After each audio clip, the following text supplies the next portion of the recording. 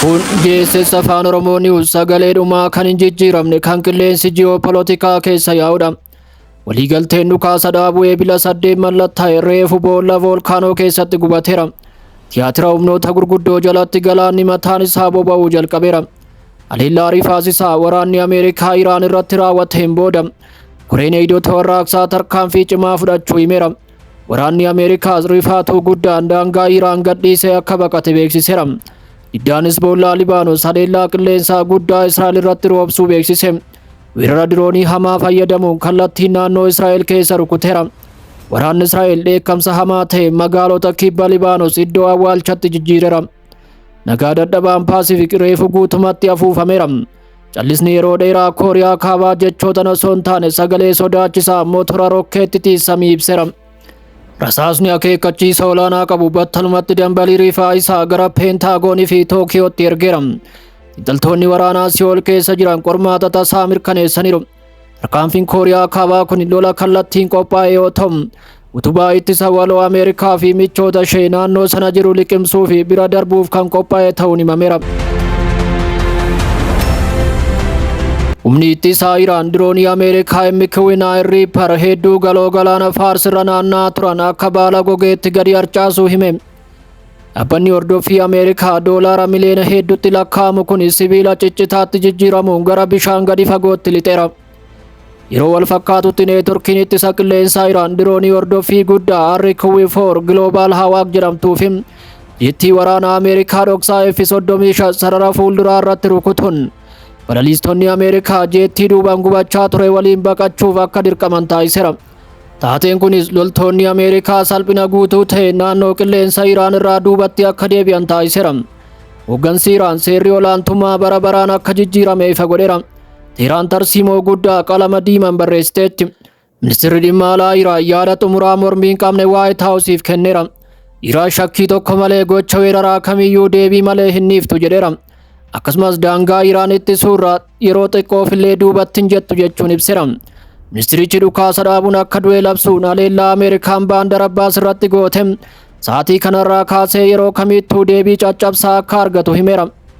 Mariin godhamaa jiraatus meeshaalee waraanaa bakka isaanii qabatanii akka jiranis ifatti himeera. Ajajni waraanaa Iraan labsii murteessaa lafa raasu Ameerikaa fi Israa'eliif kan baase yoo ta'u, lola ji'a 3 ture xumuruuf marii yeroo ho'aa jirutti qubni humnoota waraanaa biyyattii qawwee irratti maxxanee akka jiru beeksiseera. Teheraan qophii waraanaa parsantaa 100 xumuramuu himuun fiishkaa eegaa akka jirtu beeksisteetti. Pentaagoon haleellaan tasaa Baandar Abbaas irratti akka raawwatamu ajajuun mariisistoonni Iraan akka rifatan dirqisiisuu fi olaantummaa waraanaa agarsiisuuf yaaleera. Haa ta'u malee Iraan gochi kun shallaggii dogoggoraa ta'uu ibsuun diroonota Ameerikaa battalumatti samii gubbaarraa harcaasteetti. Humnoota galaanaa USA Strait of Hormuz cinaa buufatan irratti dhukaasa cimaa dabarsiteetti. Waraanni Iraan dippiloomaasii sochii qabu mallattoo dadhabinaa akka hin taane mirkaneesseera. Kaartaa ba'aa giddu galeessaa caccabiinsi balaa guddaa qabuu fi duubatti hin deebine mudateera. Buufataaleen Ameerikaa guutumatti caccabuun biyyee ta'aniiru. Tiyaatira waraanaa addunyaa keessatti dhugaan hin jijjiiramnee fi seerri sibiilaan barreeffame ka'eera. Guyyaa irraa hoogganaa olaanaan Iraan Moytaabaa Kaamenii haasawaa addunyaaf labsii murteessaa lafa raasu baaseera. Biyyoonni ba'aa giddu galeessaa kana booda buufataalee Ameerikaatiif gaachana ta'anii akka hin tajaajille cimsee labseera. Garri olaantummaa Waashingiten naannicha keessatti qabdu ifatti du'ee awwaalameera jechuun himeera. Kana cinaatti murteen dhaabbanni mootummoota gamtoomanii fudhate Ameerikaa biratti rifaatuu guddaa uumeera. Yaalii Ameerikaan Baareenii fi biyyoota naannichaa hiriirsuun wixinee murtii gama tokkoon qophaa'ee ariifachiisuuf goote kufeera. Murtiin kun karra Strait of Hormuz humnaan banuuf akka ta'e mirkanaa'eera. Haa ta'u malee Raashiyaa fi Chaayinaan tarsiimoo Ameerikaa kana guutumatti laamshessaniiru.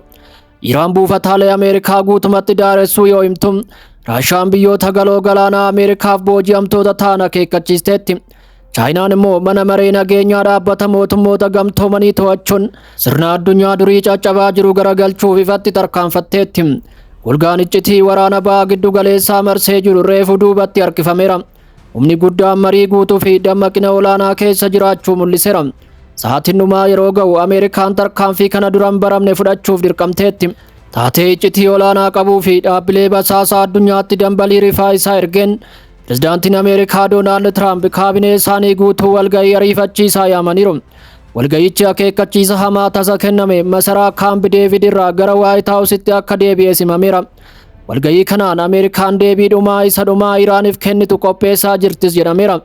Murteen kunis waliigaltee dippiloomaasii milkeessuu yookiin abidda guutuu deebisuuf akka mirkanaa'u himameera. Dhuma torbee darbee pirezidaantiin Ameerikaa Doonaald Tiraamp waraana kana xumuruuf waliigalteen nagaa Teeraa waliin taasifamu yeroo kamiyyuu caalaa walitti dhiyaatee akka ture addunyaaf beeksisaniiru. Yaa ta'u malee balbala cufame duuba dhiphinni furdaan akka jiru saaxilameera. Tiraamp akeekkachiisa cimaa araarama hin qabne hooggansa Iraaniif kenneen waliigalteen dhumaa kamiyyuu yookaan guddaa fi hiika kan qabu ta'a yookaan waliigalteen hin jiru jechuun cimsee dubbateera. Tiraamp kaabinee waraanaa guutuu walitti qabuun haleellaan Ameerikaa kibba Iraan keessatti dhoohuun dinagdeen addunyaa immoo funyoo ciccitaa jiru fannifameera. Gama biraan diddaan Hizbollaa Libaanos haleellaa qilleensaa guddaa Israa'el irratti roobsuu beeksise. Weerara diroonii hamaa fayyadamuun kallattiin naannoo Israa'el keessa rukuteera. Chaanaaliin oduu Israa'el reefu gabaasaa hatattamaa gadi dhiiseera. Dirooniin Hizbollaa humna raadaraa hunda miliquun kallattiin naannoo waraanaa dallaa cimaa qabu keessatti dhoohaniiru. Muummichi ministeeraa Beeniyaamin Netanyahuun ifatti tuuta diroonii kana balaa guddaa ta'uu ibsuun walgayii hatattamaa waamuuf dirqameera. Maashinii waraanaa Israa'elis dheekkamsa isaa kallattiin magaalota kibba Libaanos irratti gadhiisuun namoota nagaa 32 ol galaafateera. Dhiigni daandii Gaazaa fi Beeruut irra yeroo yaa'u hoogganaa sochii Ansarallaa Yaman Abdul Maalik Haaluutiin ayyaana Iidaa sababeeffachuun gara fuulduraatti tarkaanfateera. Addunyaa Islaamaa guutuuf akeekkachiisa qilleensaa seena qabeessa ta'es dabarseera. Haaluutiin gidiraan garmalee Falasxiinii fi Libaanos mudate dhiiga musliima lafarra jiru hundaa akka ta'e labseera. Sabni Islaamaa itti gaafatamummaa isaa yeroo tuffatutti diinni Yihuudaa alaabaa Israa'el guddittii jalatti weerara isaa babal'isuuf balbala banaa argateera jechuun ibseera. Haaluutiin Iraan akka moodeelatti fudhachuun saboonni musliimaa hundinuu osoo naannoo guutuun abiddaan hin gubatin dura Hizbollaa fi loltoota Falasxiiniif deeggarsa waraanaa, deeggarsa maallaqaa fi loojistikii daangaa hin qabne akka kennanii fi hatattamaan obbolummaa sibiilaa akka ijaaran waamicha dhiyeesseera. Nagaa dadhabaan Paasifiik reefu guutumatti afuufameera. Callisni yeroo dheeraa Kooriyaa Kaabaa jechootan osoo hin taane sagalee sodaachisaa motora rokkeettiitiin samii ibseera. Rasaasni akeekkachiisa olaanaa qabu battalumatti daandii rifaa isaa gara Peentaagoonii fi Tookiyootti ergameera. Xiinxaltoonni waraanaa Si'ool keessa jiran qormaata tasaa mirkaneessaniiru. Tarkaanfiin Kooriyaa Kaabaa kun lola kallattiin qophaa'e yoo ta'u, utubaa ittisa waloo Ameerikaa fi michoota ishee naannoo sana jiru liqimsuu fi bira darbuuf kan qophaa'e akka ta'e himameera. Pyongyang meeshaalee waraanaa ulfaatoo ta'an bobbaasuuf misaayila baalaastikii fageenya dhiyoorraa nama ajjeesan dambalii olaanaa ta'een dhukaasteetti. Kim Jong-un Kooriyaan Kaabaa humna guddaan niikulara hidhatte ta'uun ishee guutumatti kan duubatti hin deebine ta'uu ibsuun hawaasa addunyaa maraaf ifatti labseera. Pyongyang marii Waashingtan irraa dhufu guutumatti tuffachuun Ameerikaan marii kamiyyuu osoo hin jalqabin dura alduree hidhannoo niikulara hiikkachiisuu jedhu gara kosiitti akka darbattu kallattiin gaafatteetti. Dhukaasni misaayilaa lafa raase kun bakka qullaatti kan bu'e osoo hin taane ergaa gara jabeessa warra dhiyaaf ergame akka ta'e himameera. Taateen kunis hooggantoonni Raashaa fi Chaayinaa Beejing keessatti wal cinaa erga dhaabbatanii booda guyyoota muraasa booda kan raawwatameera. Yaa'ii seena qabeessa kanarratti pirezidaantiin Raashaa Vilaadimiir Puutiin fi pirezidaantiin Chaayinaa Xi Jinping labsii waloo sibiila uffate baasuun isaanii kan yaadatamudha. Tarsiimoo biyyoota dhiyaa uggura diinagdee dhiibbaa waraanaa fi mootummaa Kooriyaa Kaabaa adda baasu hunda cimsanii balaaleffataniiru. Moskoo fi Beejing mana maree nageenyaa dhaabbata mootummoota gamtoomanii keessatti gaachana veetoo kan hin cabne ta'uun hojjechaa jiru. Kanarraa kan ka'e Kim Jong-un biyyoonni dhihaa isa dhaabuuf guutumatti ilkaan akka hin qabne ni beeka jedhameera. Deebiin gamtaa warra dhiyaa guutuu keessatti kenname rifaatuu guutuu rifeensa namaa kakaasu ta'eera.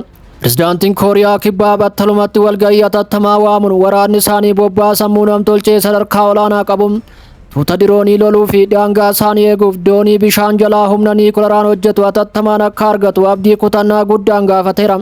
Tookiyoo fi Waashingtan walumaa galatti hordoffii of eeggannoo jala galaniiru. Qabeenyi humna galaanaa isaanii walitti makamuun doktiriinii Kim Jong-un irraa daangaa ittisuuf bishaan hordofaa jiru. Kooriyaan Kaabaa haleellaa misaayila veektarii hedduu eegaluun utubaa ittisa Ameerikaa duubatti harkiseera. Gamtaan Chaayinaa fi Raashaa immoo garba Paasifiik cufuun sirna addunyaa durii caccabaa jiru itti dhiyeesseera. Egaa kabajamtoota hordoftoota miidiyaa JSS Afaan Oromoo odeeffannoowwan waqtaawoo sa'aatii kanaaf qabanne kanuma. Odeeffannoowwan biroo sa'aatiiwwaniin booda qabannee aga walitti deebinutti bakka jirtan hundatti hamtuun isin hin argin jenne asumaan nagaadhaan.